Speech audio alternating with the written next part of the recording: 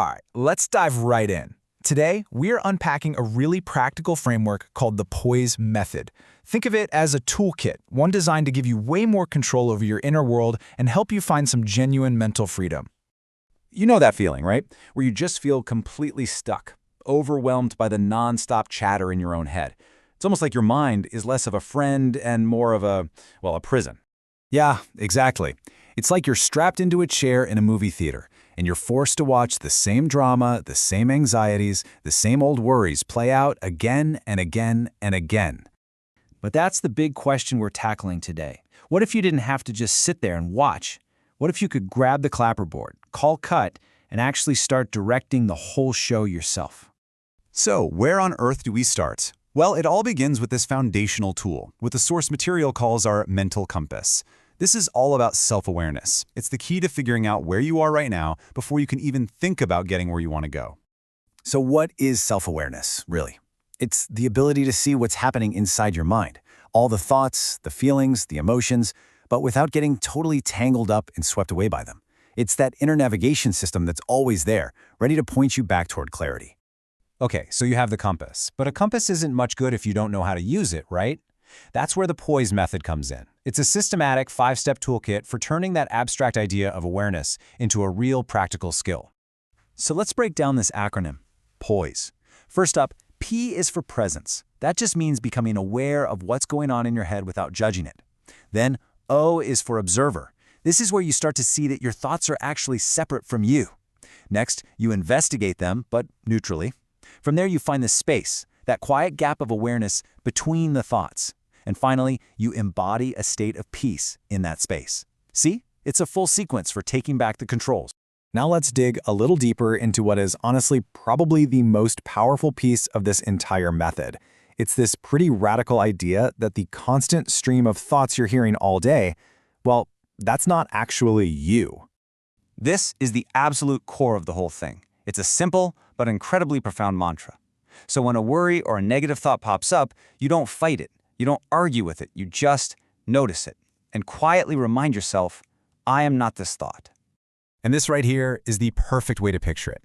Think of your true self, your core awareness, as the huge, open, unchanging sky. And your thoughts? They're just clouds passing through. Some are dark and stormy, some are light and fluffy, but none of them, not a single one, can ever permanently stain or change the sky itself. You are the sky, not the cloud. And this leads us to something called the witness state. Imagine you're just sitting peacefully on a bench by a busy road. The cars are your thoughts. They're just coming and going.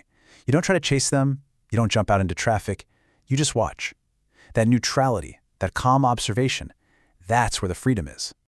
You know what, let's try one more metaphor from the source material, because this one really makes it click. Picture your mind, your fundamental consciousness, as a big, blank, totally pristine canvas.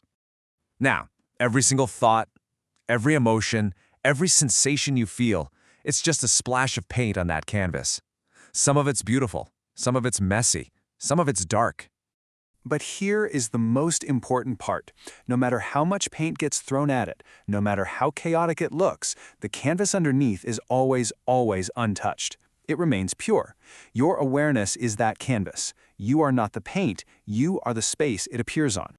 Okay, so this all sounds great in theory, right? But how does this actually work in the real world? You know, in the middle of a stressful workday or when you're stuck in traffic? That's what we're going to talk about now, taking poise off the meditation cushion and into your daily life. To really get why this can be such a challenge, the source introduces a concept called prarabdha. Now I know, that might sound a little complex, but it's really just talking about the weight of our past. It's all the conditioning, all the habits, all the mental grooves we've worn into our brains over a lifetime. It's the reason changing our own minds can feel so difficult. And that's the bottom line, isn't it? Prarabdha is really just a fancy way of saying we are creatures of habit, and our brains are wired to keep doing what they've always done. Old habits die hard. And this is exactly why repetition is absolutely crucial. You can't just do it once. Practicing these poise steps over and over and over again is what actually starts to rewire those old mental pathways. It's how you turn this from just a cool idea you heard about into a real, lived, felt experience. And check this out. This is a really fascinating part of the method. It totally reframes how we think about distractions. So instead of seeing them as failures, we can actually see them as opportunities. There are what the source calls useful distractions.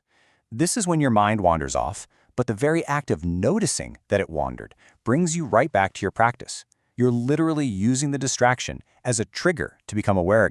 So after all this practice, what's the ultimate payoff? What's the goal? Well, it's arriving at a state of genuine freedom, a real sense of peace that doesn't come from controlling the world outside, but from mastering the one inside. And the result is this huge shift. You go from being a prisoner, chained to every single mood swing and anxious thought, to being the one holding the keys. You can see them, you can observe them, but you don't have to become them. And let's be super clear about something. This is not about trying to achieve a totally blank, empty mind. That's not the goal at all. The goal is to stop letting your thoughts be the boss of you. You let them come, you let them go, but you stay in the driver's seat. So I'll leave you with this question. As you go about the rest of your day, what's the very first thought you can catch? Maybe it's a worry, maybe it's a judgment, maybe it's excitement. Don't try to change it, don't fight it. Just for a moment, see if you can simply witness it, like a cloud passing in the sky of your mind.